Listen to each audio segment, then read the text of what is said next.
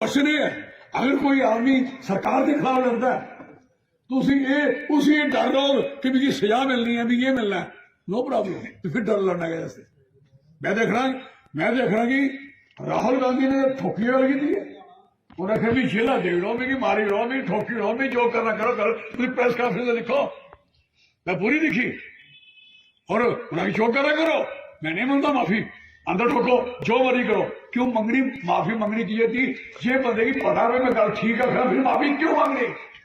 तो ये सजा खड़े करना है, सजा समझने करना है। तो फिर ये तू बोले नहीं सकते, फिर सियासत का बाहर ही आओ। सियासत पार्टी है जिन्हें को पावर है, बड़ा अकलमंद होगा तो अकल का काम करेगा। मैक्सिमम पावर से अकल ठिकाने नहीं होंगी। उसी आदे सरकारी तंत्र ये जिन्हें लोग 24 साल च एग्जैक्ट एक अफसर बनी जंदे, एक मिनट 24 साल च 40 डिपार्टमेंट के थले आई जंदे, उनका स्टाइल ऑफ डिस्कशन गलबात का विचार बदली जंदे। वो आइए उनकी सलाह लीए बंदा, वो मेरे बंदा उनकी सलाह है जिहड़ा 10वीं 11वीं डंडे खंदा, जेलों ठाका खादा, मारा खंदा के बदला तो सजा उधर लाया जिन्हें ना डंडा खादा ना उसी तरपड़ पिया, ना उन्हें जेल की सलाख दिखी लोगों वास्ते, किसानी वास्ते, मजदूरी वास्ते, लेबर वास्ते, डायवर्सिटी वास्ते, कुसे वास्ते उन्हें क्या एहसास है? कुसे का है, कुसे की मां की बांह टुटी हुई है तो डॉक्टर सी कहा कि ये प्लस्तर ता होना फिर तू भुखे ढिड रहो करी ये उसे होंगे कुसले जेले मेरी मां की बांह टुटी। आई नो तो जेल मैं पावर से नहीं आता तो डॉक्टर की पता लगता कि चौधरी लाल सिंह शांति का बेटा जी बांह टुटी। तो क्या इस तरीके के ऐसे था मैं पावर जी तरीका है ऐसे ना करना साहब ऐसे ना उस तरीके ने तो नहीं आई सकता भाई साहब पावर च लियाओ। हूँ पावर जम्मू की किए संभालनी उसकी तैयारी करो। मैं नहीं आखा वो इलेक्शन नहीं लड़ना, मैं इलेक्शन लड़ना शहीद आरबाद की गल है, स्ट्रगल है, संघर्ष है।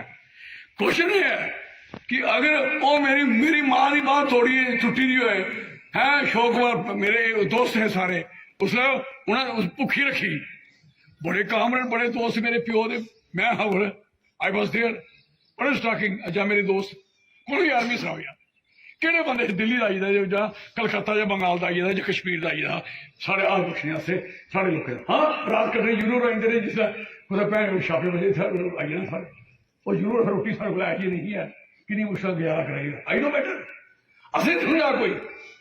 इस करिए चौधरी लाल सिंह के अंदर वो खून जिंदा है मेरे परिवार से जिंदा हो तो नहीं एहसास भी से नहीं जिंदा हो गए तो एहसास नहीं होना। हाँ जो कंठ नहीं हो गई जो उम्र के मुताबिक असर दिखेगा कल आखेगा इन्हें दिखे दूए दिखेगा। फिर कोई बंदा कहा भाई उस मुड़ेगी 10वीं से मुड़ेगी है 10th पढ़ता बच्चा उसी को कहा भाई तू हट चल कह मैं खड़ा कि 1:30 बजे डॉक्टर साहब मेरी मां की तुसा करनी पट्टी तो तुसें गलाया कि अं करनी है और सवेरे दी भुखियां तो तुम मैं इसको बारे कर दो कल करेंगे पहला देने हुआ बगैर दाढ़ी का बंदा माड़ा बंदा है खड़ोते का उथे सैकंड डे फिर भुखी फिर सैकंड डे उसकी मांग नहीं हुए उसी आख्या भाई साहब फिर नहीं करना उसी तब बेसिकली भुखा रख ही नहीं सकते क्यों क्योंकि इधर पेड़ कहने कोई तलक नहीं है प्लस्तर का इधर पाए पता लगा भी क्या कर सकते हैं और जो मैं कर सकता मैं किया फिर मेरे होंगे कुछ नहीं मां तो फिर नहीं जितना वेस्ट कर रहा मेरे प्यो की अपेंडिक्स थी डॉक्टर ने कितनी जबरदस्ती अंदरों सुबह तड़िया मेरा बापू उड़ाया आई नो बेटर वो प्रॉब्लम ही थे किडनी की प्रॉब्लम थे जम्मू की गल है। फिर मैं मिनिस्टर बनया डॉक्टर मेरे थले उसके गला कर दियो मैं जिंदगी किसी को पैसा नहीं खाता इसका नहीं खाता क्योंकि मैं नपने जब मैं कुछ नपना तो मैं आई मस्ट बी क्लियर किसी की दम नहीं है कोई मेरा स्वार्डिनेट जल्द मैं दूसरा मिनिस्टर है तो मेरे के चू चढ़ा करेगा। अज कोई नहीं बोलता उसे। मैं दिखे मिनिस्टर, मैं दिखे मंत्री जेडे अफसर की छोड़ नहीं जा देते। मैं एक मिनिस्टर को जाता तो एक मिनिस्टर की अफसर की छोड़ नहीं गिटा उसने कराया खुद अपने दफ्तर च। मैं हैरान हुई है। देखो ये कोई बड़े निके का सवाल नहीं है जिस डेमोक्रेटिक जो स्ट्रक्चर है उदी तौहीन है। इन्हें लोग असें MLA बनाते हो थोड़ी इज्जत होने असी अगर असी अपनी इज्जत नहीं रख सकते तो तुसें जो MLA बनाया समझो सबसे घटिया और गंदा MLA बनाया, गंदा काउंसलर बनाया, गंदा आदमी बनाया। इसके लिए अच्छा आदमी हुआ है जो अपने लोगों की पगड़ी का ख्याल रखा कि मैं तो बनी हाँ हूँ मेरे पिछों मेरे लोगों की पगड़ी कोई उंगल नहीं ला ये चौधरी ला समझा है। इसके लिए जिन्हें लीडरी की है करना डंगे की चोट पर करना। और मेरी खुशी इस गल की है मेरा परिवार मेरे घर यहाँ पहाड़ी हिमालय भी कोई पिघलता हो नहीं पिघलता खड़ोते रहे।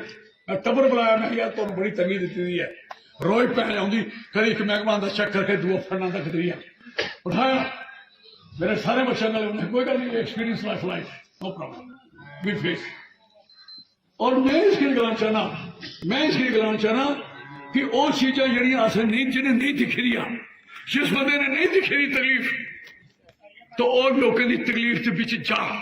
राहुल गांधी के खुरकी पाई किसी टेंट से सोना या टेंट जाना वो अजमाइश करना कि इस इलाके के बंदे खंदे की रोंदे की जान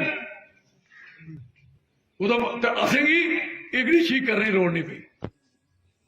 मकान भी दिखे कच्चे भी दिखे चौंदे भी दिखे अज उन्हें गल की असें प्राउड है आई प्राउड। जिन जगह पासा नहीं पड़ता इन चेर एक आदमी की टच करो जोड़ो हर बंदे ही जोड़ो।